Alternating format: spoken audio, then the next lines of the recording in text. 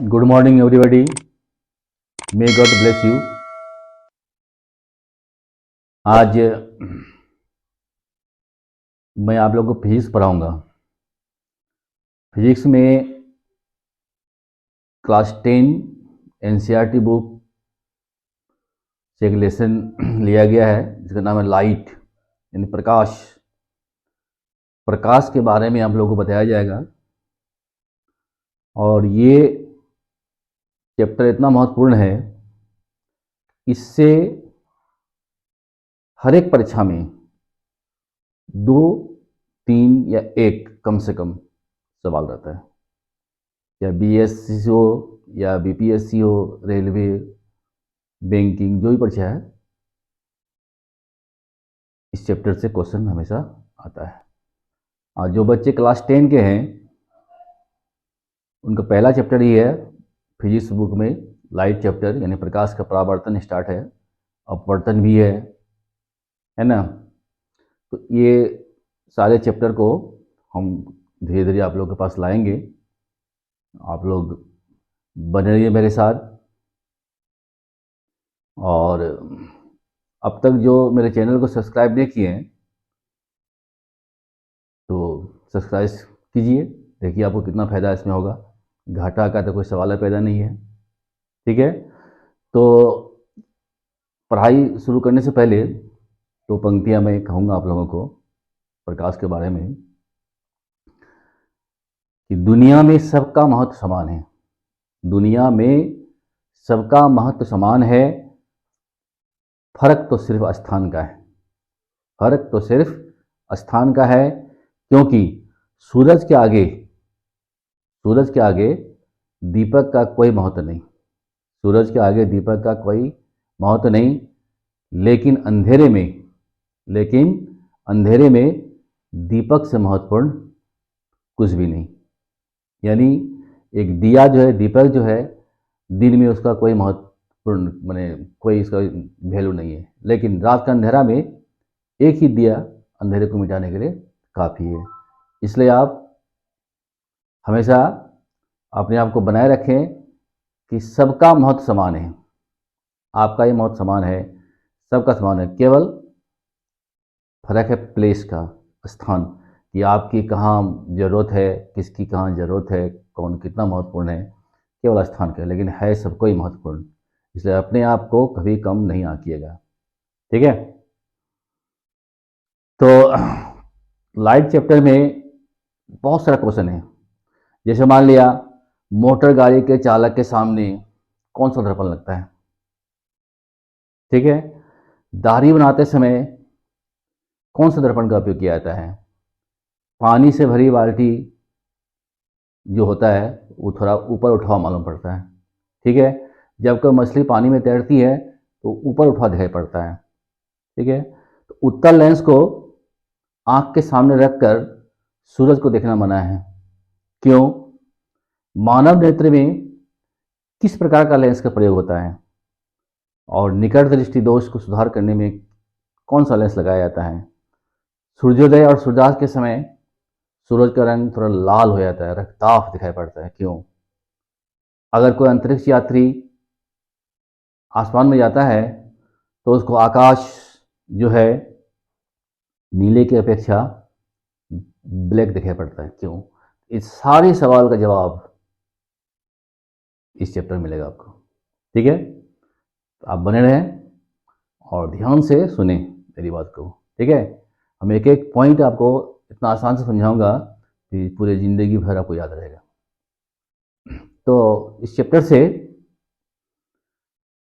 हम कुछ क्वेश्चन लिए हैं, पहले आपको सुना देते हैं। ये सारा क्वेश्चन आया हुआ है, उसके बाद फिर हम चैप्टर शुरू करेंगे, ठीक। तो पहला क्वेश्चन जैसे आपको दिया है यहाँ पर, सोलर कुकर में किसका प्रयोग होता है।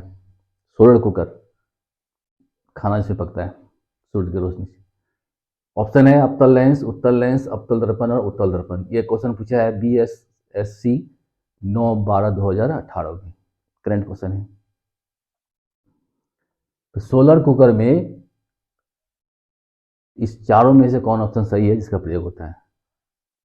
तो इसका सबसे सही आंसर आपको है अवतल दर्पण। कौन दर्पण? अवतल दर्पण का प्रयोग उसमें किया जाता है सोलर कुकर में।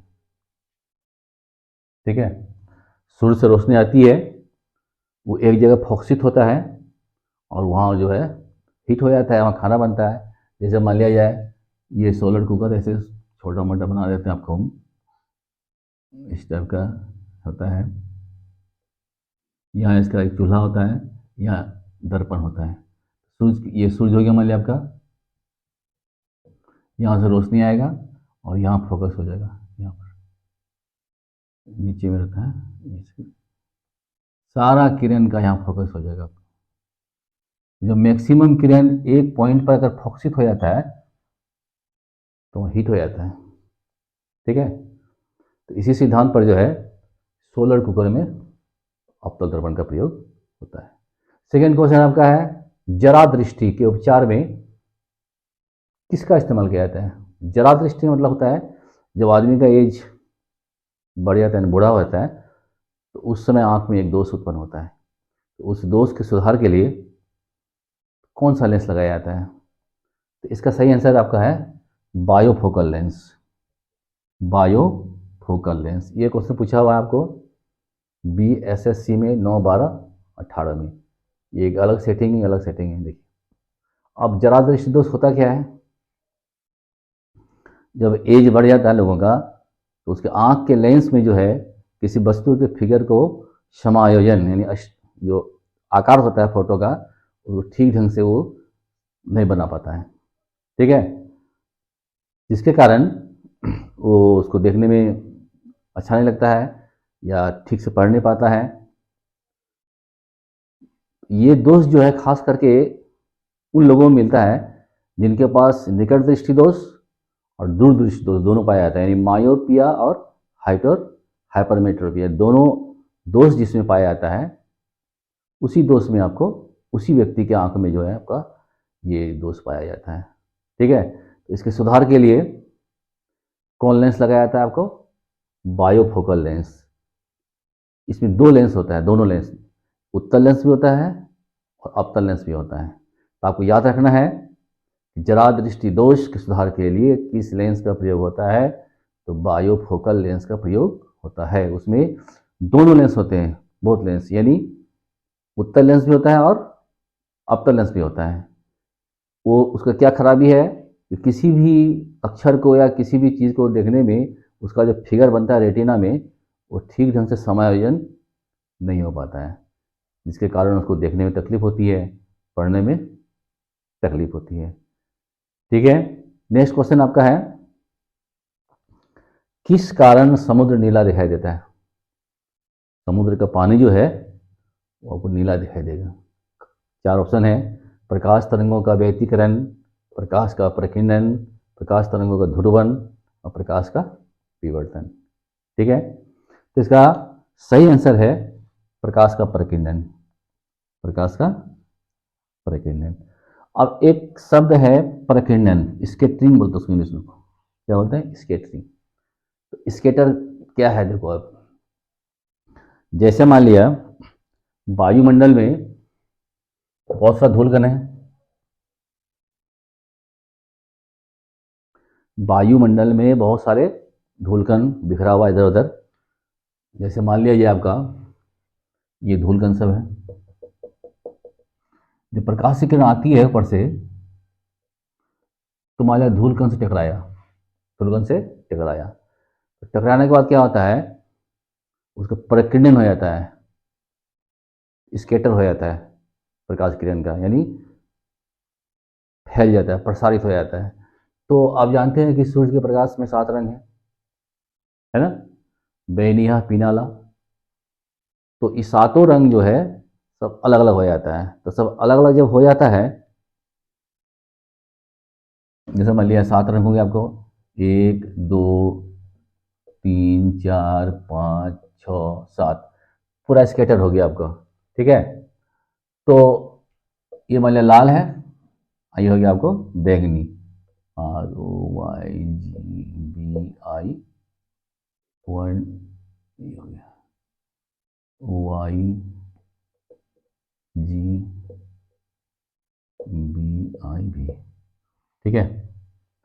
तो ये बैंगनी कलर का रंग जो आपका है सबसे अधिक प्रकटित होता है, तो ज़्यादा प्रसार हो जाता है, और रेड कलर का सबसे कम होता है प्रकीर्णन। तो अब ये सब रंग जो आपस में कंपोजिट हो जाता है, यानी सम्मिश्रण हो जाता है, तो हल्का नीला सा बनता है। क्योंकि यहाँ पर देखिए ये आसमानी है, इंडिगो, ब्लू, ये तीनों कलर साथ में आपका है, violet, indigo, blue, green, yellow, orange और रेड कलर, 7 कलर है इसमें। तो ये सबसे अधिक ज़्यादा स्कैटरिंग किसका होता है? बैगनी का, वायलेट का। तो वो जब रंग आपस में मिल जाता है तो हल्का नीला दिखाई पड़ता है, हल्का नीला सा रंग होता है। इसी के कारण जो है आपको समुद्र का जो है पानी जो है नीला दिखाई देता है। ठीक है। तो इस तरह का बहुत सारा क्वेश्चन है आपके पास, सारा क्वेश्चन का जवाब इसी चैप्टर में मिलेगा आपको, इसलिए आपको थोड़ा पेशेंस बना रखना है। ठीक है। तो आज जो है हम आपको प्रकाश का परावर्तन पढ़ाएंगे सबसे पहला, उसके बाद अपवर्तन, विक्षेपण, प्रकीर्णन, व्यतिकरण, विवर्तन, ध्रुवन, बहुत सारी चीज़ें, बहुत सारी घटनाएं इसमें हैं प्रकाश का। सारा चीज़ को हर एक टॉपिक का एक एक मैंने सेट लेकर के आपके सामने हम लाएंगे। तो पहले आज आप लोग पढ़िए प्रकाश का परावर्तन। ठीक है। आइए आज प्रकाश का परावर्तन शुरू करते हैं स्लाइड चैप्टर में। तो सबसे पहले जानेंगे कि प्रकाश का परावर्तन होता क्या है। सबसे पहले यह जानना जरूरी है कि प्रकाश है क्या। प्रकाश एक प्रकार की ऊर्जा है। प्रकाश क्या है? एक प्रकार की ऊर्जा है। बिना प्रकाश के हम किसी भी चीज़ को नहीं देख सकते हैं। ठीक है। तो प्रकाश का परावर्तन का क्या मतलब है? जब कोई प्रकाश की किरण या प्रकाश कहिए जो भी कहिए किसी परावर्तक सतह से टकराती है और टकरा के पुनः अपने माध्यम में लौट आती है, तो ये जो घटना हुई प्रकाश का, इस घटना को कहते हैं हम लोग प्रकाश का परावर्तन, रिफ्लेक्शन ऑफ लाइट। जब प्रकाश की कोई किरण किसी परावर्तक सतह से टकराती है और टकराने के बाद पुनः अपने माध्यम में लौट आती है, तो प्रकाश के किरण की इस घटना को प्रकाश का परावर्तन कहते हैं। ठीक है। अब देखिए, अगर मान लिया एक कोई परावर्तक सतह है, दैट मीन्स ये परावर्तक सतह हो गया आपका, इधर से पॉलिश किया हो रहता है।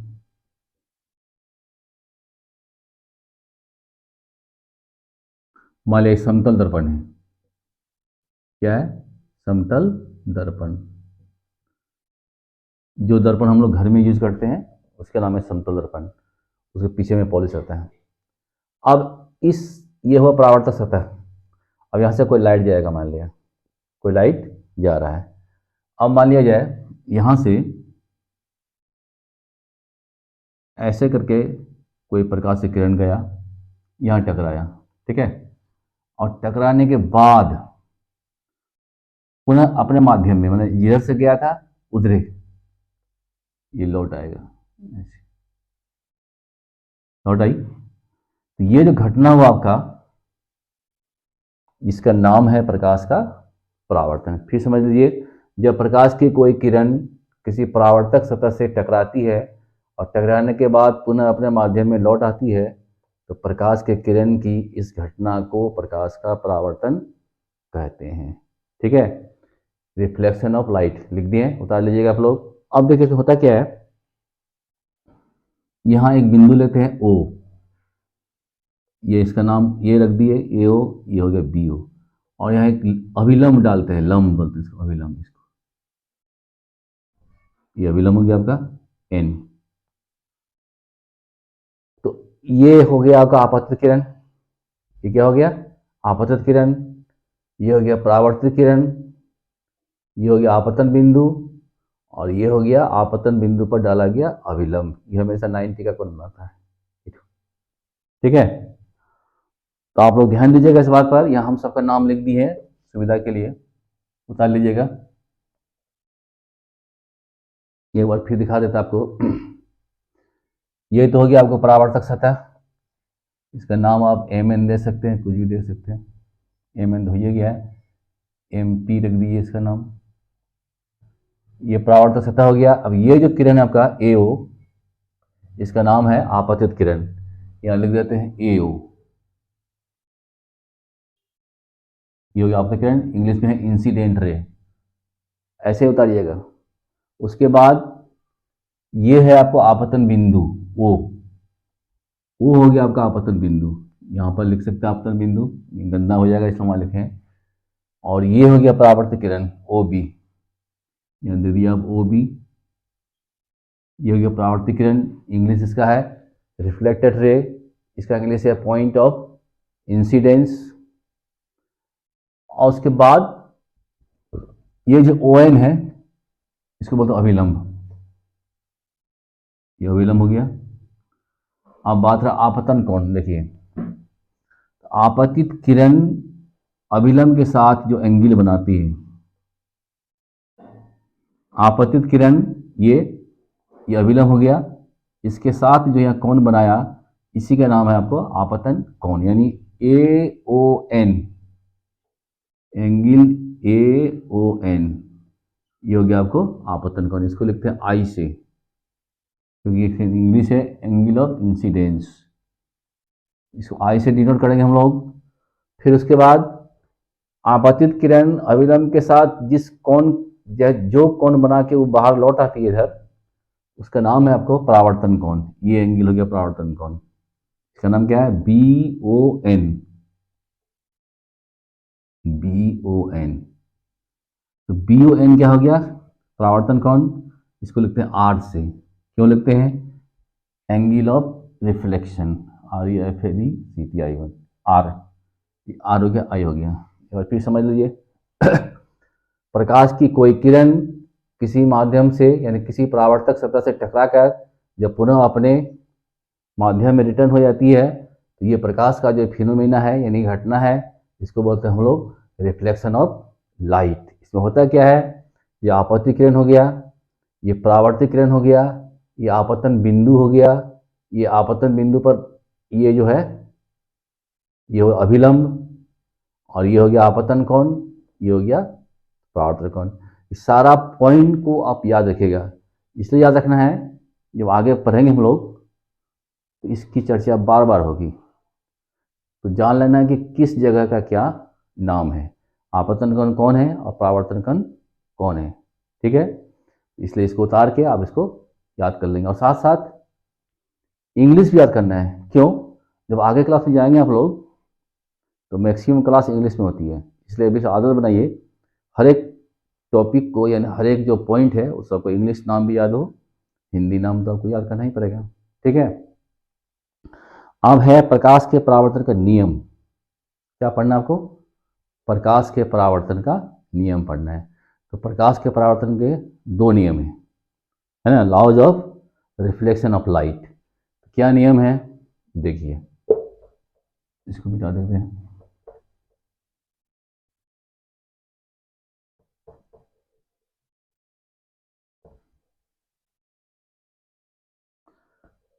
इसका पहला रूल है प्रकाश के परावर्तन के दो नियम। नंबर वन, अब देखिए आपतित किरण और परावर्तित किरण और आपतन बिंदु पर डाला गया अभिलंब, तीनों एक ही समतल में होते हैं। एक ही समतल का मतलब हुआ एक ही, ये एक समतल है मान लिया, तो यहाँ से अगर आप सटा के अगर ये ले जाए किरण तो फिर सटा के ही आएगा, यह भी इसी में है एक ही समतल में। ऐसा नहीं है कि यहाँ अगर मान लिया कि कोई कांच है और यहाँ मान लिया ये कांच हो गया, मान लिया ये वाटर हो गया, नीचे पानी है मान लिया,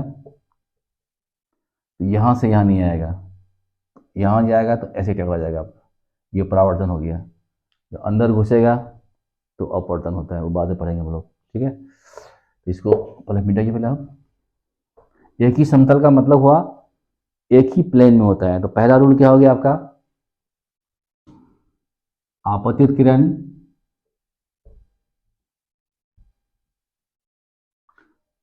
परावर्तित किरण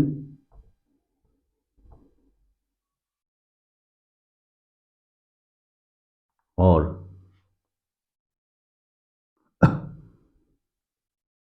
आपतन बिंदु पर डाला गया अभिलंब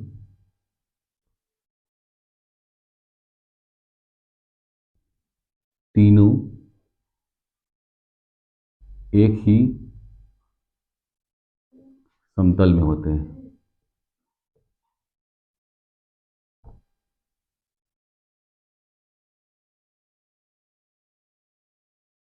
ठीक है, ये आपको हो गया पहला रूल। क्या रूल हुआ? आपतित किरण, परावर्तित किरण, आपतन बिंदु पर डाला गया अभिलंब, ये तीनों एक ही समतल में होते हैं। दूसरा रूल है बहुत इंपॉर्टेंट, आपतन कोण और परावर्तन कोण ये दोनों कोण बराबर होता है। ये दोनों कोण हमेशा बराबर होता है। आपतन कोण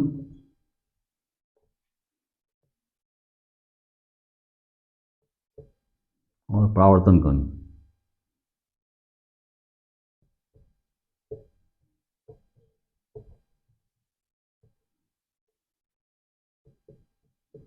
आपस में समान होते हैं।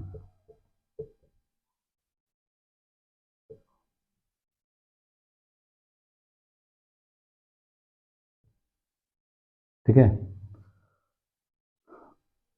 आपतन कोण और परावर्तन कोण आपस में समान होते हैं। ये दो रूल हो गया आपका परावर्तन के नियम का।